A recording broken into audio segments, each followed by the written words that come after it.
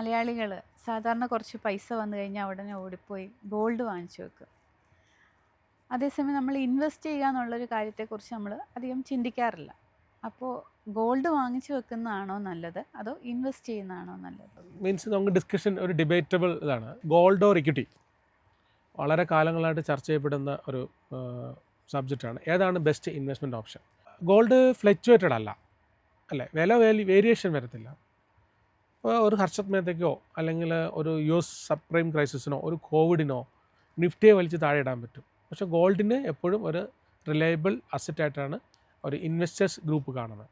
അത് തന്നെ നിഫ്റ്റിയിലേക്ക് വരുമ്പോൾ 15% ഉണ്ട്. സോ റിസ്ക് എലമെൻ്റ് ഉണ്ട്. റിസ്ക് എലമെൻ്റ് എന്ന് പറയുന്നത് നമ്മൾ കോവിഡ് സമയത്ത് നിഫ്റ്റി താഴെ പോയിരുന്നു. അത് വളരെ അറൗണ്ട് 42% താഴോട്ട് പോയിരുന്നു. ഒരു ഇൻവെസ്റ്റ്മെൻറ്റിൻ്റെ ആളുടെ ഇപ്പോൾ നമ്മൾ കഴിഞ്ഞ പ്രാവശ്യം സംസാരിച്ച പോലെ നാളെ മാരേജിന് വെക്കാൻ വേണ്ടി വെച്ചിരിക്കുന്ന അല്ലെങ്കിൽ സ്ഥലം വെക്കാൻ വേണ്ടി അടുത്ത വർഷത്തേക്ക് വേണ്ടി വെച്ചിരിക്കുന്ന ഒരു പണമെടുത്ത് നമ്മൾ സ്റ്റോക്കിൽ ഇൻവെസ്റ്റ് ചെയ്യാൻ പറ്റില്ല. അതേസമയത്തേക്ക് അത് നമ്മൾ ഗോൾഡിലാണ് ഇൻവെസ്റ്റ് ചെയ്യുന്നതിൽ കുറച്ചും കൂടെ നമുക്ക് സേഫ്റ്റർ ആയിട്ടുള്ള ഇൻവെസ്റ്റ്മെൻ്റ് ആവും. സോ ഒരു ഡിബേറ്റ് പോയിന്റിൽ പറയുവാണെങ്കിൽ നമുക്ക് ഇത് രണ്ടും മിക്സ് ചെയ്ത് വേണമെങ്കിൽ തിരഞ്ഞെടുക്കാം. ഇപ്പോൾ ഹൈബ്രിഡ് ഫണ്ടുകൾ ചൂസ് ചെയ്യാം. ഗോൾഡിൻ്റെയും ഇക്വിറ്റിയുടെയും മിക്സഡ് ആയിട്ടുള്ള ഓപ്ഷൻസ് നമുക്കുണ്ട്. അപ്പോൾ അത് നമുക്ക് ഓൺലൈനിൽ തന്നെ പർച്ചേസ് ചെയ്യാം. ഓൺലൈനിൽ അത്ര ഫണ്ടുകളിലേക്ക് പോവാം. സോ അതിനെക്കുറിച്ചൊക്കെ വളരെ ആധികാരികമായി വിശദമായിട്ട് സംസാരിക്കുന്ന എക്സ്പേർട്സിൻ്റെ ഷോസ് നമുക്കുണ്ട്. ശ്രീപ്രിയ, നമ്മളിപ്പോൾ ഈ പോഡ്കാസ്റ്റ് ഷോയിൽ 4 സെഗ്മെൻ്റ് ആണല്ലോ പ്രധാനമായിട്ടുള്ളത്. അപ്പോൾ ഇന്ന് നമുക്ക് ബാക്ക് ടു ബേസിക്കിൽ ഏതാണ് ഇന്നത്തെ നമ്മുടെ സബ്ജക്റ്റ് എടുക്കാൻ പോകുന്നത്? Diversified portfolio. Okay, diversified portfolio എന്ന് പറയുമ്പോൾ നമ്മൾ പ്രധാനമായിട്ടും വാരൻ ബഫറ്റിനാണ് നമ്മൾ ഓർമ്മ വരേണ്ടത്. ഒരു കൊട്ടയിൽ എല്ലാ മുട്ടയും ഒരുമിച്ച് കൊണ്ടുപോയാൽ ആൾ വീണ് കഴിഞ്ഞാൽ എല്ലാം തട്ടിപ്പൊട്ടി പോകും എന്നുള്ളതാണ് എൻ്റെ കണക്ക്. പഴമക്കാർ തൊട്ടേ പറയുന്നതാണ്. ഇപ്പോൾ അതിന് നമ്മൾ പേരൊക്കെ ഇട്ട് ഡൈവേഴ്സിഫൈഡ് പോർട്ട്ഫോളിയോ എന്നൊക്കെ ഇട്ട് ഭയങ്കരമാക്കി വെച്ചിരിക്കുന്നത് മാത്രമേ ഉള്ളൂ. യഥാർത്ഥത്തിൽ ഇത്രേ ഉള്ളൂ, നമുക്കുള്ള നിക്ഷേപങ്ങളെല്ലാം ഒരൊറ്റ ഇതിൽ മാത്രമായി നിക്ഷേപിക്കരുത്. അതാണ് ഒരൊറ്റ. അപ്പോൾ റിസ്ക് എലമെൻറ്റ് കൂടും. മുട്ടയുടെ കണക്ക് പറയുവാണെങ്കിൽ പല കൊട്ടകളിലാക്കി പോകുമ്പോൾ ഒരു ആൾ വീണാൽ അല്ലെങ്കിൽ ഒരെണ്ണം പൊട്ടിയാൽ അല്ലെങ്കിൽ ഒരു കൊട്ട മറിഞ്ഞു പോയാൽ വരത്തില്ല. നമ്മൾ ഇതിനകത്ത് കുറച്ചും കൂടെ ഒരു ഡെപ്തിലേക്ക് പോവുകയാണെങ്കിൽ ഇപ്പോൾ ഇക്വിറ്റി ഇൻവെസ്റ്റ്മെൻറ്റ് മാത്രം ഒതുങ്ങണ്ട, നമുക്ക് ഗോൾഡിലേക്ക് പോകാം, റിയൽ എസ്റ്റേറ്റിലേക്ക് പോകാം. ഇപ്പോൾ റീസെൻ്റ്ലി ഞാൻ കണ്ടു സോഷ്യൽ മീഡിയയിൽ സ്വന്തമായി വീട് വാങ്ങാൻ പാടില്ല, അതിന് പകരം നിങ്ങൾ റെൻറ്റിന് താമസിക്കണം. വീടെന്ന് പറയുന്നൊരു ഇമോഷനാണ്, അതൊരു അസറ്റാണ്. അത് നമ്മൾ അതിൻ്റെ റിട്ടേൺ കണക്കൂട്ടി അതും കൂടെ ഇക്വിറ്റിയിൽ നിന്ന് ഉണ്ടാക്കണം. എന്തിനാണ് ഇത്രയും സ്ട്രഗിൾ ചെയ്ത് സോഷ്യൽ മീഡിയയിൽ ആളുകളെ പറഞ്ഞ് പറ്റിക്കുന്നത് എന്തിനാണ്? അല്ലേ, വീടെന്ന് പറയുന്നത് ഒരു അസറ്റാണ്. പോയിൻ്റ്. നമ്മൾ റിയൽ എസ്റ്റേറ്റിൽ ഇൻവെസ്റ്റ് ചെയ്യണം, ഗോൾഡിൽ ഇൻവെസ്റ്റ് ചെയ്യണം, ഇക്വിറ്റിയിൽ ഇൻവെസ്റ്റ് ചെയ്യണം, ദെൻ ബോണ്ട് ഫണ്ട്സിൽ ഇൻവെസ്റ്റ് ചെയ്യണം, ഫിക്സഡ് ഡെപ്പോസിറ്റിൽ ഇൻവെസ്റ്റ് ചെയ്യണം. ആരാണത് ഇങ്ങനെ രീതിയിൽ മാത്രമാണെന്ന് ചുരുക്കാൻ പറഞ്ഞ് പഠിപ്പിക്കുന്നത് എന്തിനാ? അപ്പോൾ ആളുകളുടെ നീഡ് ബേസ്ഡ് ആയിട്ട് വന്നു. ദെൻ പല നിക്ഷേപങ്ങളിൽ നമ്മൾക്ക് എടുക്കാൻ പറ്റുന്ന റിസ്കിൻ്റെ അടിസ്ഥാനത്തിൽ. ഓക്കെ, കുറച്ചും കൂടെ ഡീറ്റെയിൽ പോയാൽ ഇപ്പോൾ ഇക്വിറ്റിയിൽ തന്നെ നമുക്ക് വീണ്ടും ഡൈവേഴ്സിഫൈഡ് കൊണ്ടുവരാൻ പറ്റും. പോർട്ട്ഫോളിയോ ഇൻവെസ്റ്റ്മെൻറ്റ് എന്ന് പറയുന്നതിൽ സെഗ്മെൻറ്റ് തിരിക്കാം. ഇപ്പോൾ എല്ലാം വളരെ വലിയ സാമ്പത്തിക മാന്ദ്യം വരുമ്പോഴും FMCG സെക്ടർ, അതായത് ഫാസ്റ്റ് മൂവിങ് കൺസ്യൂമർ ഗുഡ്സ്, നമ്മൾ അല്ലേ, ഇപ്പോൾ ITCയുടെ ഷെയർ ഗ്രോ ചെയ്യാനുള്ള റീസൺ എന്ന് പറയുന്നതിൽ ഒരു റീസൺ ആശീർവാദ് ആട്ടയുണ്ട്. ആശീർവാദ് ആട്ട ITCയുടെ ആണ്. എപ്പോഴും എത്ര ബുദ്ധിമുട്ട് വന്നാലും ആശീർവാദിന് അല്ലെങ്കിൽ മീൻസ് ഞാനൊരു കമ്പനി പറയുന്നതോട് നമുക്ക് ഭക്ഷണം കഴിക്കണം, ഡേ ടു ഡേ ആക്ടിവിറ്റീസ് ചെയ്യണം. അപ്പോൾ അതുമായിട്ട് ബന്ധപ്പെട്ട നിക്ഷേപങ്ങളിലേക്ക് പോകണം. അപ്പോൾ ഒരു സെഗ്മെൻറ്റിൽ മാത്രമല്ലാതെ കമ്പനികൾ തന്നെയാണെങ്കിലും വിവിധങ്ങളായ കമ്പനികൾ നിക്ഷേപങ്ങൾ പോവുക, അതിലെ പെർസെൻറ്റേജിൽ വ്യത്യാസം വരുത്താം. ഇപ്പം മ്യൂച്വൽ ഫണ്ട് എടുക്കുന്ന ആൾ 2 mutual fund mid cap fund എടുക്കണം നിർബന്ധമില്ല. ഒരു മിഡ് ക്യാപ് ഫണ്ട് ആകാം, അതിനൊരു പെർസെൻറ്റേജ് കൊടുക്കാം, അതിനൊരു സ്മോൾ ക്യാപ്പ് ആകാം. ഒരേ തരത്തിലുള്ള 2 മിഡ് ക്യാപ് ഫണ്ട് എടുക്കുമ്പോൾ ചിലപ്പോൾ SBIൻ്റെ എടുത്തു, ഒന്ന് ICICI എടുത്തു, അല്ലെങ്കിൽ HDFC എടുത്തു. ഓക്കെ, മൂന്നിൻ്റെയും ടോപ്പ് 10 എടുക്കുമ്പം ഓൾമോസ്റ്റ് സെയിം ആയിരിക്കും. സോ അങ്ങനെ എടുക്കാൻ പാടില്ല, ഡിഫറെൻറ്റ് ഇതിലേക്ക് പോകണം. സോ ചുരുക്കത്തിൽ പറഞ്ഞാൽ ഇത്രേ ഉള്ളൂ, നമ്മളുടെ അസറ്റിനെ നമ്മൾ കാത്തു സൂക്ഷിക്കാൻ വേണ്ടി ഒരു പേരിട്ട് വെച്ചിരിക്കുന്നതാണ് ഡൈവേഴ്സിഫൈഡ് പോർട്ട്ഫോളിയോ. നമ്മൾ നമ്മുടെ സ്വത്ത് സംരക്ഷിക്കാൻ വേണ്ടിയിട്ട് ഡിഫറെൻ്റ് ആയിട്ടുള്ള സെഗ്മെൻറ്റുകളിലും ഇൻവെസ്റ്റ്മെൻറ്റ് ഹൊറൈസണിലും നമ്മൾ ചേഞ്ച് ചെയ്ത് നിക്ഷേപങ്ങളിലേക്ക് പോകണം. അത്രയേ ഉള്ളൂ, സിമ്പിളായിട്ട് പറഞ്ഞാൽ. മുമ്പത്തെ നമ്മുടെ റീല് കണ്ടിട്ട് ഒരു കമൻറ്റ് വന്നിട്ടുണ്ടായിരുന്നു, ഇൻഷുറൻസിനെ കുറിച്ചിട്ടാണ്. ചാകാൻ നേരത്തെ എന്തിനാ പൈസ എന്നാണ് ചോദിക്കുന്നത്. ഓക്കെ, സ്വാഭാവികമായിട്ടും 10 ലക്ഷം ആളുകൾ കാണുന്നതിനകത്ത് നെഗറ്റീവ്, നമ്മൾ സോഷ്യൽ മീഡിയയിലാണല്ലോ പോസ്റ്റ് ചെയ്തത്, സ്വാഭാവികമായിട്ടും പോസിറ്റീവായിട്ടും നെഗറ്റീവായിട്ടുള്ള കമൻറ്റ് ഉണ്ടാകും. ഇപ്പോൾ ടേം ഇൻഷുറൻസും അല്ലാതെ നമുക്ക് മാച്യൂരിറ്റി കിട്ടുന്ന ഇൻഷുറൻസും തമ്മിലുള്ള വ്യത്യാസത്തെക്കുറിച്ച് മനസ്സിലാവാത്തത് കൊണ്ടാണെന്നാണ് എനിക്ക് തോന്നുന്നത്. അതാണ് സ്പെസിഫിക് ആയിട്ട് പറയുന്നത്. ടേം ഇൻഷുറൻസ് എന്ന് പറഞ്ഞാൽ പ്യുവർലി ഇൻഷുറൻസ് ആണ്. ആ ഇൻഷുറൻസിന് വളരെ വളരെ വളരെ ചെറിയ പ്രീമിയം മാത്രമാണ് ഉള്ളത്. അത് എടുക്കുക എന്നുള്ളത് നമ്മളുടെ അഭാവത്തിൽ നമ്മളുടെ ഫാമിലിക്ക് പണം കിട്ടാൻ വേണ്ടിയിട്ടാണ്. അത് ഇല്ല എങ്കിൽ, അത് എടുക്കുന്നില്ല എങ്കിൽ നമ്മളുടെ അക്കൗണ്ടിൽ നമ്മളുടെ ഇല്ലാതെ പോയാൽ അവരുടെ ശിഷ്ടകാലം മറ്റുള്ളവരോട് വായ്പ ചോദിക്കാതെ ജീവിക്കാനുള്ള അത്രയും പൈസ അവരുടെ കയ്യിൽ ഉണ്ടാവണം. അല്ലെങ്കിൽ അവർക്ക് സ്ഥലം വിൽക്കേണ്ടി വരാം, ഗോൾഡ് വെക്കേണ്ടി വരാം, എല്ലാം വേണ്ടി വരാം. കാരണം നമ്മുടെ ആയുസ്സിനൊന്നും ഒരു എന്താ പറയുക, നിമിഷത്തിൻ്റെ വില പോലും ഇല്ല. ആ ഒരു അർത്ഥത്തിൽ മാത്രമേ അതിനെ കാണേണ്ടതുള്ളൂ. 13% ഓക്കെ, റിട്ടേൺസ് നിഫ്റ്റിയിൽ അഷ്വേർഡ് ആണോ? ഒരു കാരണവശാലും അഷ്വേർഡ് അല്ല. നിഫ്റ്റി എന്ന് പറയുന്നത് ഇന്ത്യയിൽ ലിസ്റ്റ് ചെയ്തിട്ടുള്ള ടോപ്പ് 50 കമ്പനീസിനെ റെപ്രസെൻറ്റ് ചെയ്യാൻ വേണ്ടിയിട്ടുള്ള ഒരു സൂചിക എന്ന നിലയിലാണ് കാണുന്നത്. നിക്ഷേപം നടത്തുന്നതിന് മുമ്പ് സെബി രജിസ്റ്റേർഡ് അനലിസ്റ്റുകളുമായിട്ട് സംസാരിക്കണം. നമ്മൾ പറഞ്ഞിട്ടുള്ള ഒരു ഷോയിലും ഒരു പ്രോഗ്രാമിലും ഇന്ന കമ്പനിയുടെ ഇന്ന മ്യൂച്വൽ ഫണ്ട് പോയി എടുക്കണമെന്ന് നമ്മൾ പറഞ്ഞിട്ടില്ല. നമ്മൾ കൺസെപ്റ്റാണ് ഷെയർ ചെയ്തിരിക്കുന്നത്. 13% കഴിഞ്ഞ വർഷം 51% വരെ പോയിട്ടുണ്ട്. അതേസമയം തന്നെ 7.5% വരെ പോയിട്ടുണ്ട്. ആവറേജ് നമ്മൾ നോക്കുവാണെങ്കിൽ കഴിഞ്ഞൊരു 10-20 വർഷത്തെ കണക്കെടുത്ത് നോക്കുവാണെങ്കിൽ എബോവ് 10% നമുക്ക് കിട്ടാനുള്ള ചാൻസസ് വളരെ കൂടുതലാണ്. അങ്ങനെ കൊടുത്തിട്ടുമുണ്ട്. കൊച്ചിൻ ഷിപ്പ് യാർഡിൽ യെസ്, നമ്മൾ ഷെയർ എടുക്കുന്നതിനെ കുറിച്ച് പറഞ്ഞിരുന്നു. അതെങ്ങനെയാണ് എടുക്കുന്നതെന്ന് ഇതാണ് നമ്മൾ ആദ്യം പറഞ്ഞ ഉത്തരം. ധൻ ആപ്പ്, മോത്തിലാൽ ഒസ്വാൾ, ഗ്രോ പോലെയുള്ള ആപ്പുകളിൽ പോവുക. നമ്മൾ അന്ന് പറഞ്ഞിരിക്കുന്ന സൈഡ് ബിസിനസ് തുടങ്ങാൻ വേണ്ടിയിട്ടാണ് അല്ലേ? അത് ഒത്തിരി പേര് എനിക്ക് വളരെ പോസിറ്റീവായിട്ട് പറഞ്ഞതാണ്. നമ്മളെപ്പോഴും മലയാളികൾ നിക്ഷേപത്തെ കാണുന്നത് ട്രേഡിംഗ്, സ്റ്റോക്ക് എന്നുള്ള രീതിയിലാണ്. നമ്മൾ നടത്തുന്ന ഒരു കമ്പനിയായിട്ട് നമ്മൾക്ക് കാണാൻ പറ്റുന്നില്ല. നമ്മൾ നടത്തുന്ന ഒരു കമ്പനിയായിട്ട് കാണാൻ പറ്റുമ്പോഴാണ് നമുക്ക് ഇതുപോലെയുള്ള ചോദ്യങ്ങൾ വരുന്നത്. വളരെ നല്ല ചോദ്യമാണ്. നമുക്ക് ഒരു ഡിസ്കൗണ്ട് ബ്രോക്കേഴ്സിൻ്റെ അടുത്ത് പോവാം. പ്രീവിയസ് ആയിട്ടുള്ള ഒത്തിരി എക്സ്പീരിയൻസ് ഉള്ള, നമ്മൾ പറയുന്നത് ഇപ്പോൾ മോത്തിലാൽ ഒസ്വാൾ പോലെയുള്ള ഒത്തിരി കമ്പനികളുണ്ട്. ഞാൻ ഒരാളുടെ പേര് പറയുന്നത് മാത്രമല്ല, എത്രയോ കമ്പനികളുണ്ട്. പഴയ ആയിട്ടുള്ള SBI, HDFC, ICICI ഉള്ള ഉൾപ്പെടെയുള്ള എല്ലാവർക്കും ഇത്തരം കാര്യങ്ങളുണ്ട്. അപ്പോൾ അതിൽ നിന്ന് പോയിട്ട് നമുക്ക് ഡയറക്റ്റായിട്ട് ഫസ്റ്റ് വേണ്ട ഡിമാറ്റ് അക്കൗണ്ടാണ് വേണ്ടത്. ഈ ഇൻവെസ്റ്റ്മെൻറ്റിനെ കുറിച്ചൊക്കെ നമ്മൾ സംസാരിക്കുമ്പം ഒരു വിഭാഗം ആൾക്കാർ പറയുന്നത് ആ സംസാരിക്കുന്ന ആൾ തന്നെ ഒരു തട്ടിപ്പിൻ്റെ ആളാണെന്നാണ് പറയുന്നത്. അതാ പറയണത്. നമ്മൾ എന്തെല്ലാം പറഞ്ഞു കഴിഞ്ഞാൽ, അന്ന് എൻ്റെ ഓർമ്മ ശരിയാണെങ്കിൽ സ്റ്റേറ്റ് പോലീസിലുള്ള ഏറ്റവും വലിയ ചീഫായിട്ടുള്ള ഒരാൾ പറയുന്നുണ്ടായിരുന്നു, മലയാളികളുടെ കയ്യിൽ നിന്ന് പണം തട്ടാൻ ഏറ്റവും എളുപ്പം മലയാളികളുടെ കയ്യിൽ നിന്നാണ് പണം തട്ടാൻ. ഇന്ന് നമ്മളൊരു വളരെ വലിയ ബ്രേക്കിംഗ് ന്യൂസ് കാണുവാണ്.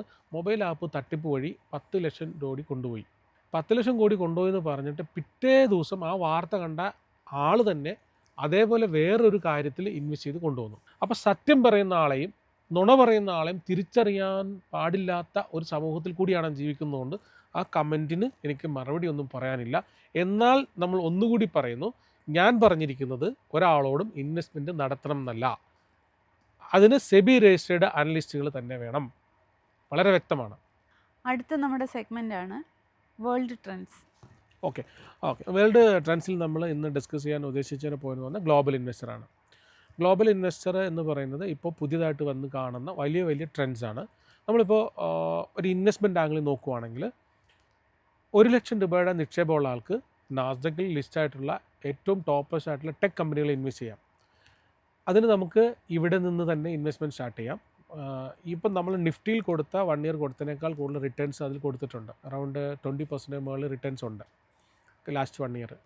സോ ഗ്ലോബൽ ഇൻവെസ്റ്റ്മെൻറ്റിൽ നമ്മളുടെ ഇൻവെസ്റ്റ്മെൻറ്റ് ഗ്ലോബലി ലിസ്റ്റഡ് ആയിട്ടുള്ള കമ്പനികളിലേക്ക് മാറ്റുന്നു. ഇപ്പോൾ ഗൂഗിളിൽ ഇൻവെസ്റ്റ് ചെയ്യാം, ആൽഫബറ്റിൽ ഫേസ്ബുക്കിൻ്റെ പേരൻറ്റ് കമ്പനി ആൽഫബറ്റിൽ ഇൻവെസ്റ്റ് ചെയ്യാം.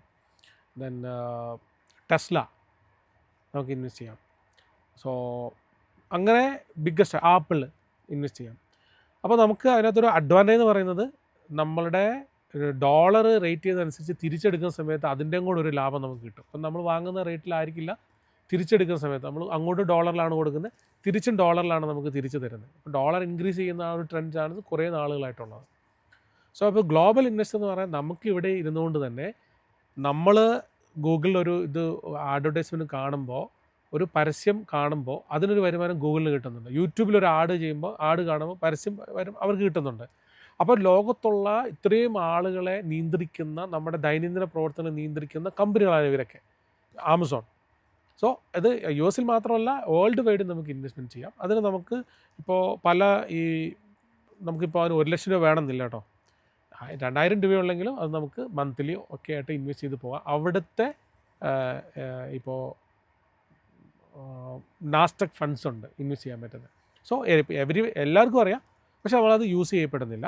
അപ്പോൾ നമുക്ക് നമ്മൾ ആദ്യം പറഞ്ഞ റിസ്ക് ഡൈവേഴ്സിഫൈ ചെയ്യാനുള്ള ഒരു ഓപ്ഷൻ കൂടിയാണ് ഗ്ലോബൽ ഇൻവെസ്റ്റ്മെൻറ്റ് എന്ന് പറയുന്നത് ഒരു ഓപ്ഷൻ. രണ്ടാമത് നമ്മളിപ്പോൾ ഷാർജയിൽ റിയൽ എസ്റ്റേറ്റ് 100% ഓണർഷിപ്പ് തുടങ്ങി, അറിയോ? അതായത് നമ്മൾ നേരത്തെ അതൊരു 100 ഇയർ കഴിഞ്ഞ് കഴിഞ്ഞാൽ വീണ്ടും റിട്ടേൺ പോകണമായിരുന്നു. നമ്മളവിടെ ഡോക്യുമെൻ്റ് ചെയ്തിട്ട് സ്പോൺസറൊന്നും വേണ്ട. നമ്മൾ മലയാളി ഒത്തിരി മലയാളികൾ നമ്മുടെ വിദേശത്ത്, പ്രത്യേകിച്ച് UAE അപ്പോൾ ഒരു വളരെ ട്രെൻഡ് മാറുകയാണ്. അപ്പോൾ നമ്മളിവിടെ മാത്രം ഒതുങ്ങി നമ്മൾ നിക്ഷേപത്തിലേക്ക് പോകേണ്ട, ഗ്ലോബലി ഉള്ള ഒത്തിരി ബെനിഫിറ്റഡ് ആയിട്ടുള്ള ഇൻവെസ്റ്റ്മെൻറ്റ്സിലേക്ക് നമുക്ക് ഓപ്ഷൻസ് ഉണ്ട് എന്നുള്ളതാണ് ഗ്ലോബൽ ഇൻവെസ്റ്റ്മെൻറ്റ്സിൽ പറഞ്ഞു വെക്കുന്നത്. ഇപ്പോൾ സ്റ്റുഡൻസിനായാലും വീട്ടമ്മമാർക്കായാലും അല്ലെങ്കിൽ വർക്ക് ഫ്രം ഹോം ചെയ്യുന്ന ആൾക്കാർക്കായാലും ഒരു സൈഡ് ബിസിനസ്സായിട്ട് ചെയ്യാൻ പറ്റുന്ന എന്ത് ഇൻവെസ്റ്റ്മെൻ്റ് ഉണ്ട്? ഓക്കെ, നമുക്ക് ഒത്തിരി ഓപ്ഷൻസ് ഉണ്ട്.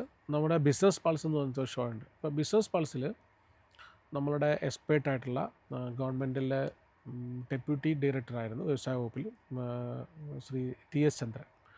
അദ്ദേഹത്തിൻ്റെ നേതൃത്വത്തിൽ നമ്മൾ വലിയ ഒരു ഷോസ് പ്ലാൻ ചെയ്യുന്നുണ്ട്. അപ്പോൾ അതിൽ നമ്മൾ ഒത്തിരി ആശയങ്ങൾ പറയുന്നുണ്ട്.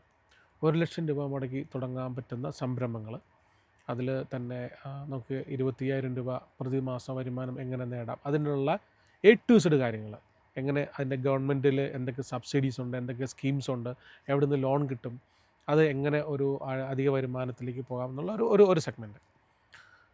അതിന് പുറമെ നമുക്കിപ്പോൾ പെട്ടെന്ന് ഇപ്പോൾ നാളെ പോയിട്ട് നമുക്ക് തുടങ്ങണമെന്നുണ്ടെങ്കിൽ ഞാൻ പറയുന്നത് ഒരു ഡിമാറ്റ് അക്കൗണ്ട് എടുക്കുക.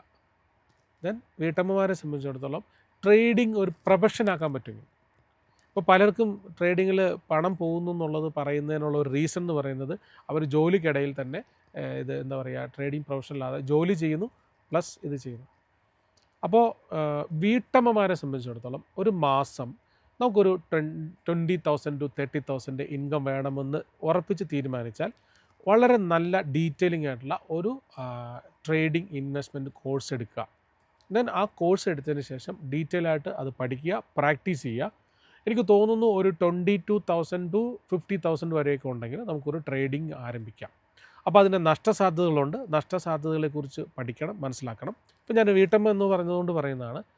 അപ്പോൾ കുട്ടികൾ സ്കൂളിലേക്ക് പോയാൽ പിന്നെയുള്ള ഫ്രീ ടൈം ഒരു 3:30 വരെയുള്ള ഒരു 9:30 to 3:30 ഉള്ള സമയം നമ്മളൊരു ലാപ്ടോപ്പ് വേണ്ട ഒരു മൊബൈലുമായിട്ട് ഇരുന്ന് കഴിഞ്ഞാൽ ഒരു 20,000 റുപ്പീസ് അക്കൗണ്ടിൽ ഇരുന്ന് കഴിഞ്ഞാൽ, ഇപ്പോൾ ഒത്തിരി കേരളത്തിൽ അങ്ങനെ ട്രെൻഡ് വരുന്നുണ്ട്, ഒത്തിരി ആളുകൾ ചെയ്യുന്നുണ്ട്. സോ അങ്ങനെ പഠിച്ച് ചെയ്താൽ നമുക്ക് അതിൻ്റെ അകത്തുനിന്ന് ഒരു നിശ്ചിത വരുമാനം ഉണ്ടാക്കാൻ പറ്റും. ട്രേഡിംഗ് എന്ന് പറയുന്നത് നഷ്ടം കൂടി ഉള്ളതാണ്. അതുകൊണ്ട് പഠിക്കാതെ ട്രേഡ് ചെയ്യാൻ പാടില്ല.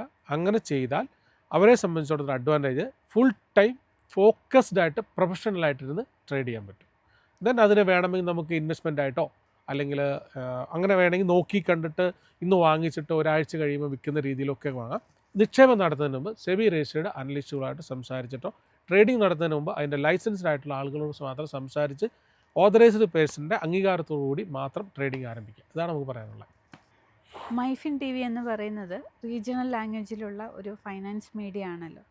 അപ്പോൾ ഇത് കൂടാതെ നമ്മൾക്ക് വേറെ എന്തെല്ലാം വിഷയങ്ങളെക്കുറിച്ച് നമ്മളിപ്പോൾ നമ്മൾ സംസാരിച്ച investment, trading, stock market investment, mutual fund, loans എല്ലാം നമുക്ക് എന്തൊക്കെ കാര്യങ്ങളാണ് നമ്മൾ കൊടുക്കുന്നത് അല്ലേ?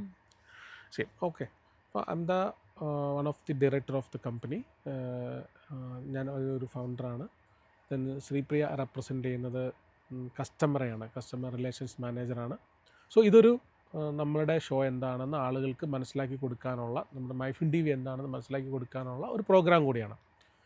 അപ്പോൾ നമ്മൾ ഇന്ന് തിരുവോണ ദിവസമാണ് ഇത് നമ്മൾ ടെലികാസ്റ്റ് ചെയ്യാൻ പോകുന്നത്. സോ എല്ലാം എന്താണെന്ന് ആളുകൾ അറിയണം അല്ലേ? നമ്മൾ എന്താണ്, മൈഫിൻ എന്താണ്. നമ്മൾ ഒക്ടോബർ 1 മുതൽ സോഷ്യൽ മീഡിയയിൽ നമ്മുടെ പ്രോഗ്രാംസ് കാര്യങ്ങൾ വന്നു തുടങ്ങും. ഞാൻ ഈ ചോദ്യം ചോദിച്ചുകൊണ്ട് അതിനനുബന്ധമായിട്ട് പറയുന്നുള്ളൂ. ദെൻ നവംബർ 1 കേരളപ്പിറവി ദിനത്തിൽ നമ്മൾ എല്ലാ മലയാളി പ്രേക്ഷകരിലേക്കും നമ്മൾ മൈഫിൻ TV മൊബൈൽ ആപ്പായിട്ട് ഇറങ്ങും.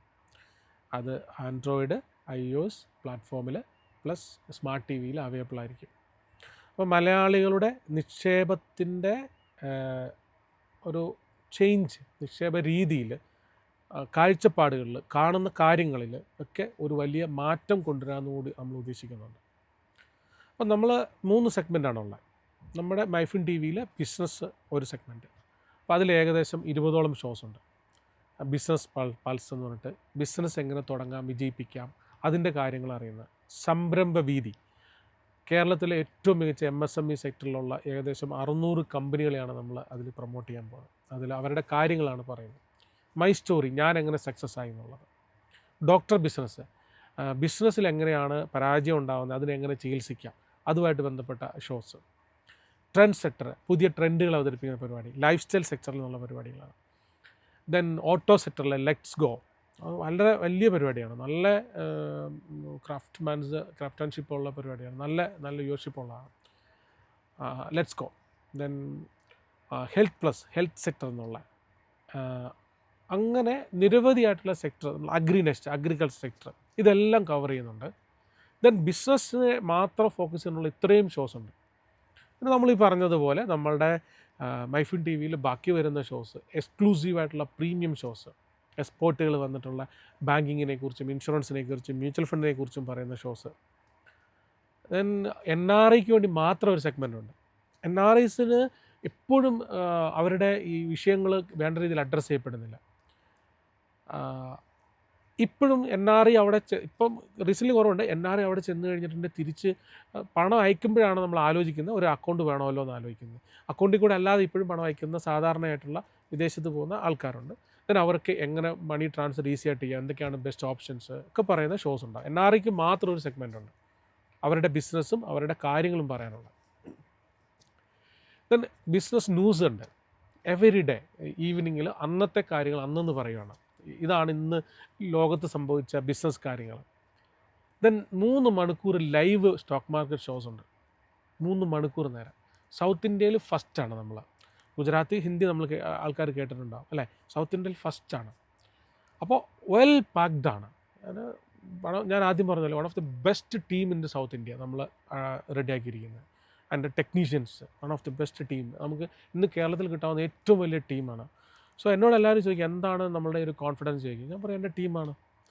ഏറ്റവും മികച്ച ആൾക്കാരെയാണ് നമ്മൾ, ഇൻക്ലൂഡിങ് കേരളത്തിൻ്റെ പ്രധാനപ്പെട്ട മീഡിയകളിലും ഇൻഡസ്ട്രീസിലുള്ള ആൾക്കാരുണ്ട്. പിന്നെ നമ്മുടെ advisory board, mister Pradeep Chandra stock market research ഹെഡാണ്. 20 ഇയേഴ്സാണ്, 25+ ഇയേഴ്സാണ് experience. Then mister K Babu, Federal ബാങ്കിൻ്റെ എക്സിക്യൂട്ടീവ് വൈസ് പ്രസിഡൻ്റ് ആയിരുന്നു മുമ്പത്തെ, ഇപ്പം ആദ്യം റിട്ടയർഡായി. ദെൻ കെ ബാബു സാറ് നമ്മുടെ ഒപ്പം ചേരുന്നുണ്ട്. ഞാൻ മുമ്പ് പറഞ്ഞ TS ചന്ദ്രൻ, ഗവൺമെൻറ് ഓഫീസേഴ്സിലെ വ്യവസായ വകുപ്പിൽ നിന്ന് റിട്ടയർഡ് ആയ ആളാണ്. അപ്പോൾ വളരെ വ്യക്തമായും ആധികാരികമായ അദ്ദേഹത്തിന് കാര്യങ്ങൾ അറിയാം. ജോഷി ജോർജ്, മികച്ച ഒരു മാധ്യമ പ്രവർത്തകനാണ്. ഷിജുമോൻ ആന്റണി, വളരെ വലിയ രീതിയിൽ പ്രോഫിറ്റബിൾ ട്രേഡറാണ് അദ്ദേഹം. വളരെ പ്രോഫിറ്റ് ഉണ്ടാകുന്നുണ്ട്. അദ്ദേഹം നമ്മുടെ അഡ്വൈസറി ബോർഡ് മെമ്പറാണ്. അദ്ദേഹത്തിൻ്റെ മന്ത്ലി ഉള്ള Q&A സെക്ഷൻസ് നമുക്ക് ലൈവായിട്ടുണ്ട്. ട്രേഡ് വിത്ത് മാർക്കറ്റ് ഗുരു നമ്മുടെ ഒരു പ്രോഗ്രാമാണ്. ഓക്കെ, ബ്രേക്ക് ഔട്ട് നമ്മുടെ ഒരു പ്രോഗ്രാമാണ്. അങ്ങനെ ഞാൻ പറഞ്ഞപ്പോൾ ഉള്ളതിനേക്കാളും വലിയ രീതിയിലുള്ള പ്രോഗ്രാമാണ് നമ്മൾ സെറ്റായിക്കൊണ്ടിരിക്കുന്നത്. സോ ഇതിൻ്റെ എല്ലാം അൾട്ടിമേറ്റ് നമ്മൾ ഉദ്ദേശം എന്ന് പറയുന്നത് മൈഫിൻ ടോക്സ് എന്ന് പറയുന്ന ഈ ഷോ, ശ്രീപ്രിയ റെപ്രസെൻറ്റിങ് കസ്റ്റമർ, ഞാൻ കമ്പനിയുടെ ഒരു മീഡിയേറ്ററാണ്. ദെൻ നമ്മൾ ശ്രീപ്രിയ കസ്റ്റമറിൽ നിന്നുള്ള ഫീഡ്ബാക്ക് എടുക്കുന്നു, എനിക്ക് തരുന്നു, നമ്മൾ ഡിസ്കസ് ചെയ്യുന്നു, അത് എഡിറ്റോറിയൽ ടീമിന് കൊടുക്കുന്നു, അവർക്ക് വേണ്ടുന്നത് കൂടിയുള്ള നല്ല ഔട്ട്പുട്ട് മേക്ക് ചെയ്യുന്നു. അതാണ് നമ്മൾ ഉദ്ദേശിക്കുന്നത്. അപ്പോൾ ഈ തിരുവോണ ദിനത്തിൽ നമുക്ക് പറയാനുള്ളത്, ഈ ഷോ മലയാളികളുടെ സാമ്പത്തിക സമത്വം എന്ന, സാമ്പത്തിക സ്വാതന്ത്ര്യം എന്ന ലക്ഷ്യത്തിലേക്ക് ഒരു ഗതിവേഗം പകരണം. ഒത്തിരി ആൾക്കാർ ഇപ്പോൾ വരുന്നുണ്ട്, ഓരോരോ പ്രോഗ്രാംസും ഷോസും ഫിനാൻസും ഒക്കെയാണ് ബന്ധപ്പെട്ട്. പക്ഷേ നമ്മളുടെ ഈ ഷോയും കൂടെ വരുമ്പോൾ, നമ്മുടെ മൈഫിൻ TVയും കൂടെ വരുമ്പോൾ അതിന് ഒരു 10 മടങ്ങ് വേഗത വരും. അപ്പോൾ ഇതാണ് നമ്മൾ വിഭാവനം ചെയ്യുന്നത്. ഞാൻ ഒരു ചോദ്യത്തിന് 10 ഉത്തരം പറഞ്ഞെന്ന് മാത്രമേ ഉള്ളൂ. പക്ഷേ അതെല്ലാത്തിൻ്റെ ഉത്തരം എന്ന് പറയുന്നത് ഒറ്റ ഉത്തരമാണ്: financial freedom, path way to wealth, സമ്പത്തിലേക്കുള്ള വഴി.